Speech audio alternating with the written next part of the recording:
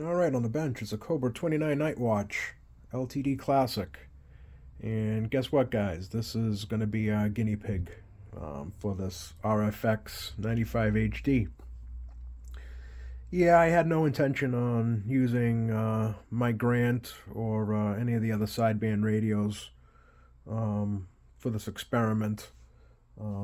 And I was, however, going to use the Night Watch with the FM, the brand new one, but a local trucking company actually purchased it. So it's going to be going into a truck after I tune it. So I went back through my stack, and this was actually a takeoff from a truck years ago that I just had on my shelf. So what I'm going to be doing is I'm going to be basically kind of rebuilding this. We're going to do a recap on it. I'm going to do a full alignment. I'm going to put in where the dimmer switch is, this dimmer pot. I'm going to put a echo. So it's going to be an echo in here. I'm going to wrap this case in something, I don't know yet, maybe carbon fiber, or I don't know, I haven't thought about it yet. And of course, the Palomar amplifier is being installed in it. So instructions here say that AM, FM, maximum RF output power, 20 watts carrier out. This typically equates to 4 to 5 watts RF carrier input from the transceiver.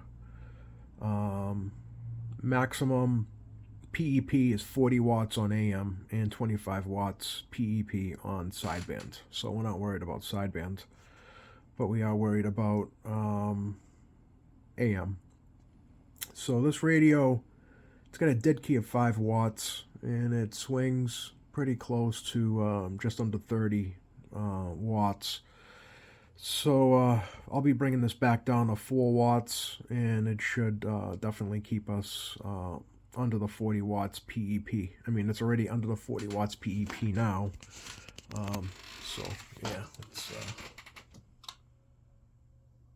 just over 5. Audio. You can see it's just hitting. PEP is just under 30. So we're in spec here, but like I said, I'm going to bring that back down to 4 watts, and that should bring us, I don't know, maybe to closer to like 20-25 watt swing. So that's fine. But also, so part of the experiment here is you hear stories that these things turn radios into splatter boxes, and it could very well be the case. So let's do a test on the spectrum analyzer and see how this looks stock, and then we'll see how it looks amplified. So this is a relatively easy install. You drill some holes, you put the wires through, power, red power, black's ground, blue is your 8-volt transmit, and then I forget what the instructions said, but one goes to the board and one goes to the antenna out. It's that simple. Some of the older ones were a little bit more difficult to put in. You had to, I'm pretty sure you had to remove some of the final or the driver or both. I honestly forget, but these are relatively easy. You can turn this on and off if you put this blue wire on the switch. So you can have yourself high power, low power. I don't think I'll be doing that. I think I'm just going to keep it simple. I mean, who the hell really wants to use low power when you have one of these anyway? So yeah, and then echo on the dimmer, and then I'll probably put talk back on the CBPA. Because it's nice having a tone, high and normal. So, yeah, so let's get this on the spectrum analyzer. Let's see how it's doing stock as is right now. So let me get this hooked up to the sampler here, and we'll see how it looks on the spectrum analyzer. Stand by. All right, I got it hooked up to the spectrum analyzer via the sample port there. We key this up. It looks pretty clean. Let's go out to the 54 megahertz harmonic. There it is. Let's go back.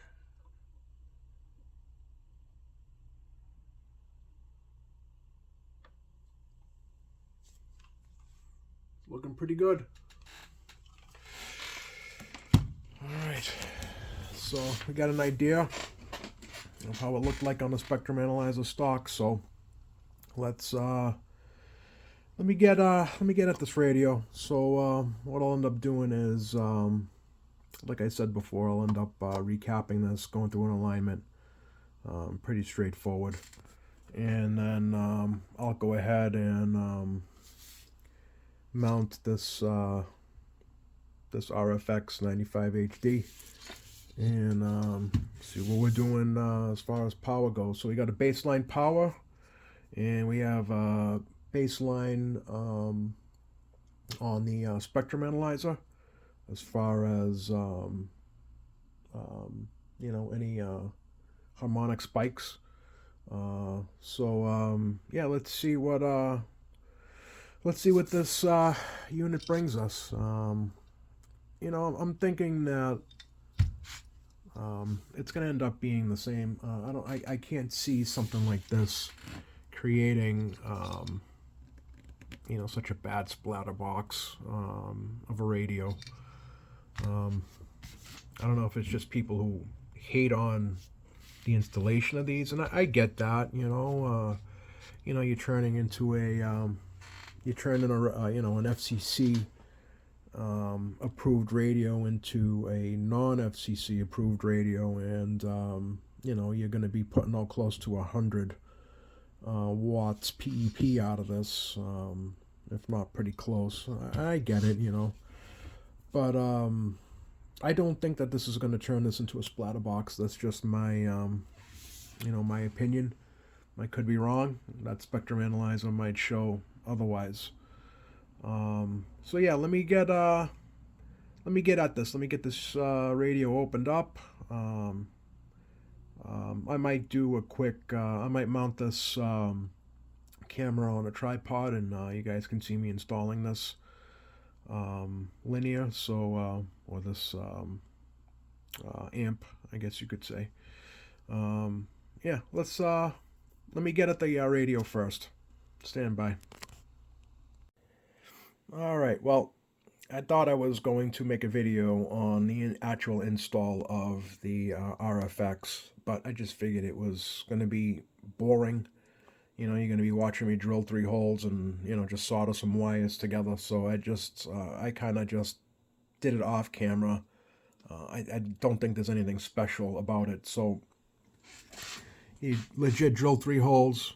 So there's 1, 2, 3. You mount it in the back. I had to remove the plate there, the serial number plate. And that's basically it. Find your 8-volt source, power ground to the jack.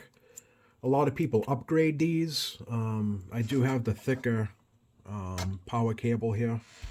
You definitely want to use something beside the little thin, I don't even know what gauge that is, 16, 14 gauge. So definitely, if you're doing this, you can upgrade the jack. You can upgrade this, the power cord, but you know, I don't think it's needed in this case. But it's an option if you guys want to do that. But yeah, and then basically just soldering like an input-output type thing from the antenna, you know, from the board to the actual unit itself, and then that goes back to the antenna jack. So it's simple, nothing. It's not rocket science. So I just kind of left that idea alone of filming myself, installing that. I figured you guys wouldn't want to see that. But anyway, it's recapped. It's aligned. I noticed the meter was out. So I ended up taking the meter out. It wasn't seized up. It was just, something inside of it is broken. So it's going to need a new meter. Yeah, I guess that's about it. So yeah, I'm going to get a new meter.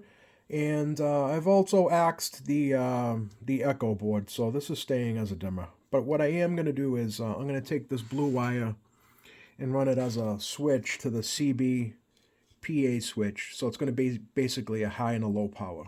That I will do. And get a front decal from Gamma Ray Graphics, and change that out to a high-low rather than CBPA. And then get the cases cleaned up, and I'll end up I'll end up covering those up with, I don't know, maybe like some sort of carbon fiber or something, some sort of wrap. So yeah, that's the plan for this. Nothing crazy. I'm yet to decide if I'm going to still do the giveaway. I might end up giving this away. I'm not sure. I've never done one before. So I don't know, I don't know if it would, make sense at this point.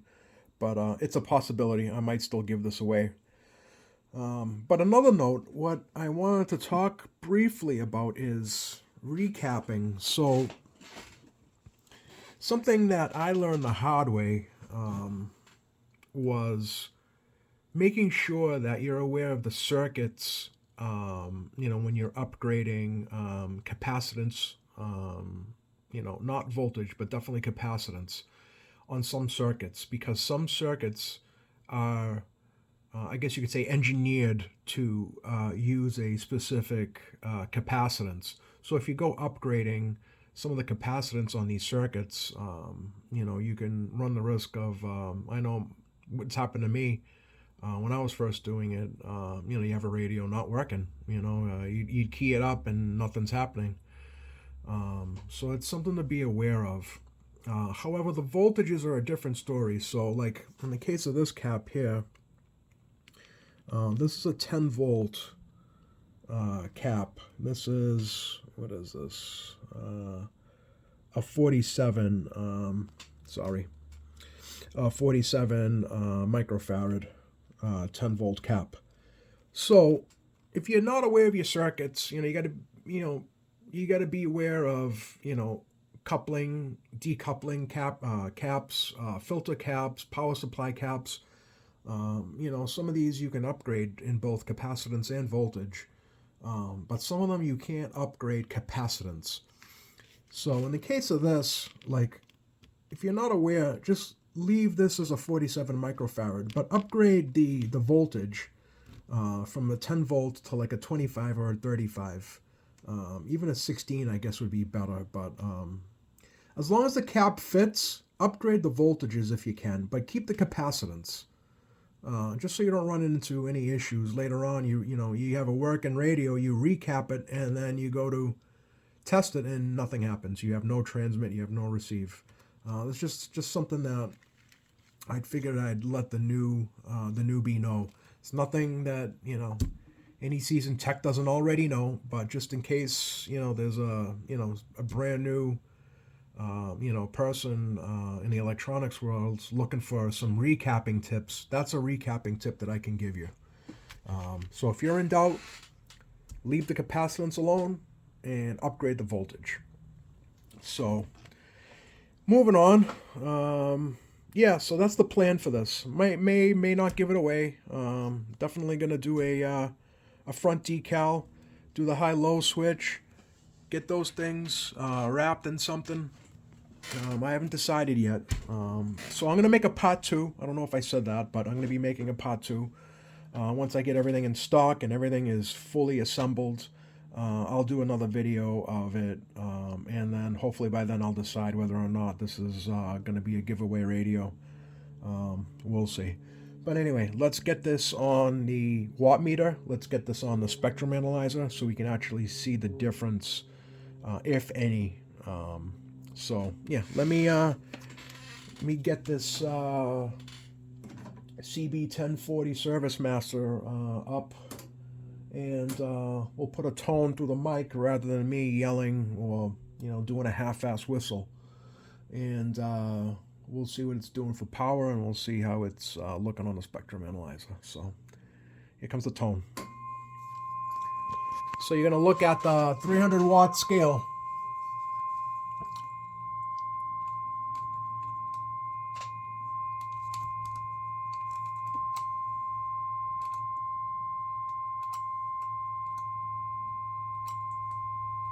Goes over 100, goes right over 100, and then bounces back to like 99, 98 roughly. Oh, I didn't even show a dead key. What's this thing? Right around 20. 5, 10, yeah, 20. 20 watt dead key. So it's a solid performing radio now, I'd say, my opinion. Spectrum analyzer, let's see what it's, let me get this back on, more or less on frequency. All right, let me key this up. That's pretty damn clean. I don't see a difference between this and the stock radio. Yeah, that looks good to me, guys. Let's go out to the 54 megahertz harmonic and see how it's doing out there. All right.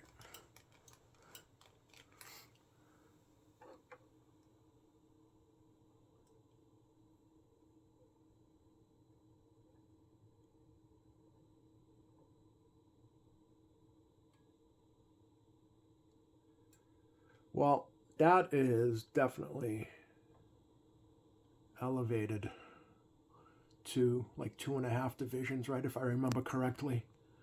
So that definitely increases out in the 54 harmonic, the second harmonic. But I wouldn't say that's necessarily a bad thing. That might even be able to be tuned out, from the actual radio itself. So that could be something that I can get lower than that. But that's definitely higher. If I remember correctly, I don't know, it was 2 divisions higher. So that's a big jump. But I wouldn't call this a splatter box. Again, it's an AM only radio. So my opinion, I think it's I think it's worth it. If you're looking for a little bit more power, you're in your tractor, you're in your truck, you're in your vehicle, whatever, and you don't want to spend the cash for like a striker or a one of those high powered radios. You can, and if you have one, how many people have a Cobra 29 just sitting around, not doing anything. This is definitely a way to put new life into an old radio. Of course, this is my opinion. I have nothing against Strikers, Galaxies. I think they're great radios. I'm not one of those haters. I do think they are a little bit on the expensive side.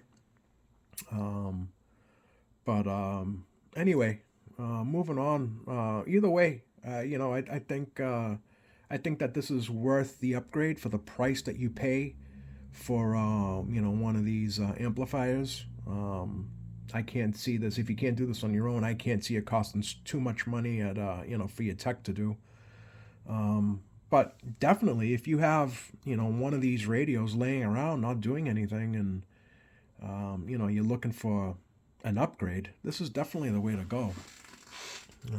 It's something that I would definitely recommend.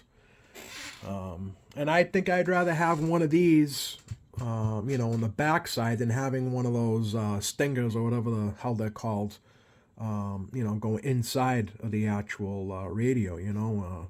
Sometimes you lose a speaker or whatever, you know, but this is definitely the way to go. So, all right, guys, so stay tuned for part 2. Hopefully you guys liked part 1. Hopefully it wasn't too boring. Let me know, you know, let me know in the comments if these videos are super boring, or, you know, if I'm boring or whatever, or, you know, any improvements, let me know. You know, I'm always looking to improve my content. But hopefully you guys liked watching this. Thanks for watching. Like, subscribe, comment. I usually never ask you guys, but it is appreciated. Thanks for watching.